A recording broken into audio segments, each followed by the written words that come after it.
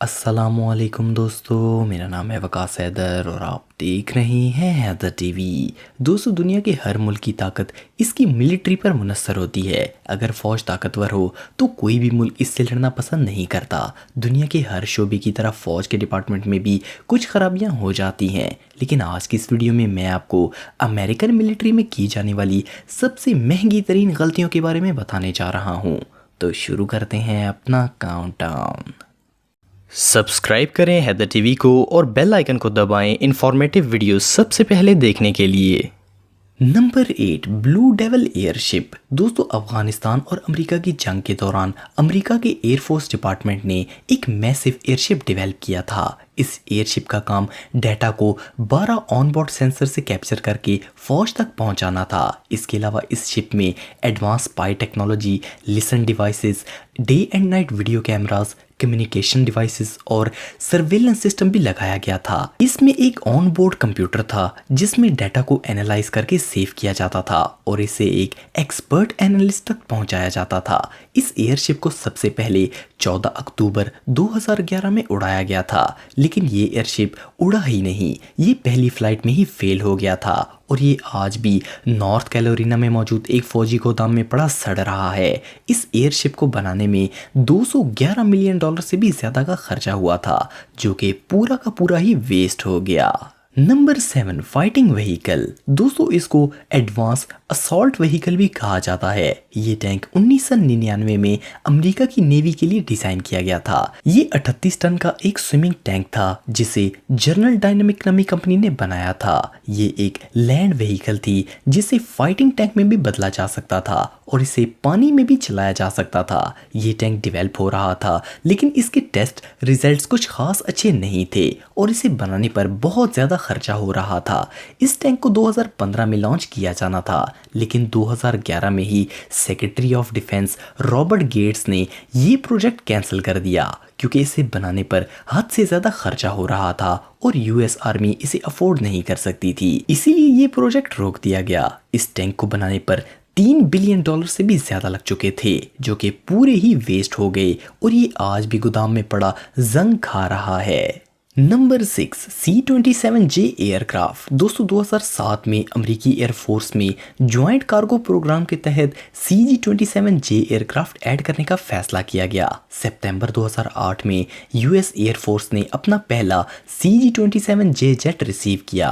अमेरिकी एयरफोर्स ने इस तरह के 38 एयरक्राफ्ट ऑर्डर किए थे। इस एक एयरक्राफ्ट की कीमत तकरीबन 32 मिलियन डॉलर्स थी। 4 साल के बाद जनवरी 2012 में यूएस एयरफोर्स ने इन तमाम जेट्स को बंद करने का फैसला किया। इनको बंद करने की वजह इन पर होने वाला हद से ज्यादा खर्चा था। 2013 में इन जेट्स को एरिजोना में मौजूद एक एयरबेस में लाकर आउट ऑफ सर्विस करके खड़ा कर दिया गया। इन एयरक्राफ्ट की वैल्यू 600 मिलियन डॉलर से भी ज्यादा थी और ये अब भी एक खाली जगह में पड़े खराब हो रहे हैं। ये 600 मिलियन डॉलर प्रोजेक्ट यूं ही वेस्ट हो गया।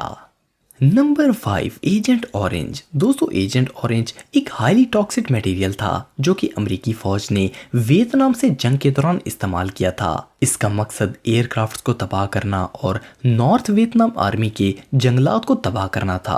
1971 के दौरान 20 मिलियन गैलन से भी ज्यादा खतरनाक केमिकल मवाद 4.5 मिलियन एकड़ की जमीन पर स्प्रे किया गया। ये वियतनाम, कंबोडिया और लाओस में स्प्रे किया गया।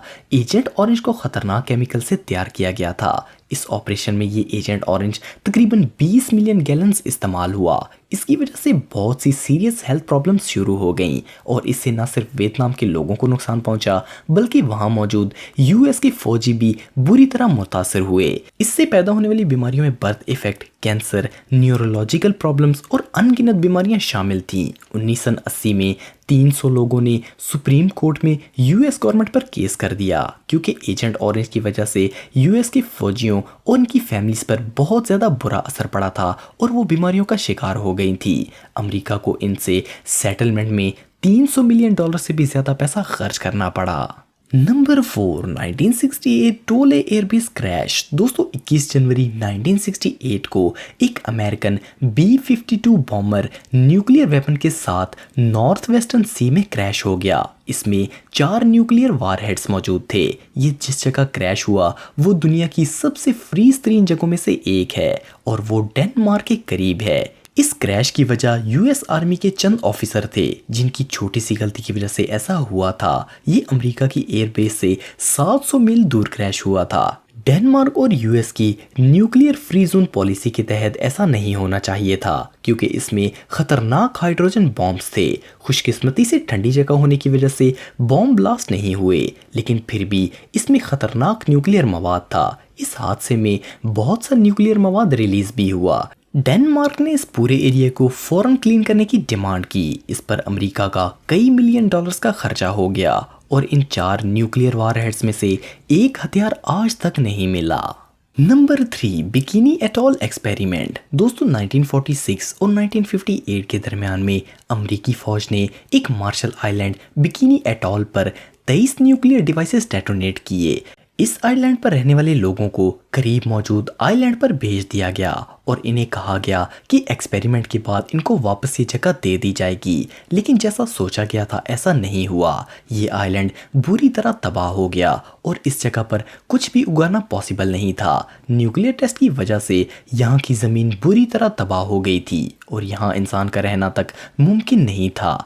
अमेरिका की गवर्नमेंट ने इस जगह पर से न्यूक्लियर वेस्ट हटाने और इसे दोबारा आबाद करने के लिए $2 बिलियन खर्च कर दिए, जो कि एक्सपेरिमेंट से भी ज़्यादा रकम थी। आज भी यहाँ हेल्थ इश्यूज़ के लिए यूएस आर्मी को ही ब्लेम किया जाता है।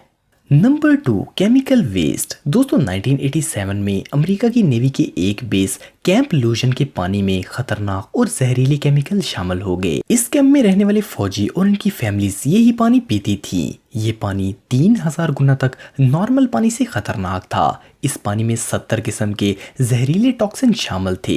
यहाँ पर यूएस नेवी के लगातार केमिकल वेस्ट की वजह से ये पानी बुरी तरह आलूदा हो गया था। 2012 में प्रेसिडेंट बराक ओबामा ने एक कॉन्ट्रैक्ट साइन किया जिसमें इस केमिकल से इंजर्ड हुए लोगों के लिए मेडिकल फैसिलिटीज का ऐलान किया गया। 2014 में इस केमिकल की वजह से सामने आने वाली बीमारियों में लिवर कैंसर, किडनी कैंसर और एलएस शामिल थे और ये सब यूएस नेवी की गलती की वजह से हुआ था। इसकी वजह से 850 लोग मुतासर हुए थे और इन्होंने अमेरिका की फौज पर केस कर दिया। इनकी सेटलमेंट में अमेरिका को $4 बिलियन अदा करने पड़े। ये 850 लोग दुनिया में फैले और बीमारियों की वजह बने और एक अंदाजे के मुताबिक इस पानी की वजह से 10 लाख से ज्यादा लोग मुतासिर हुए।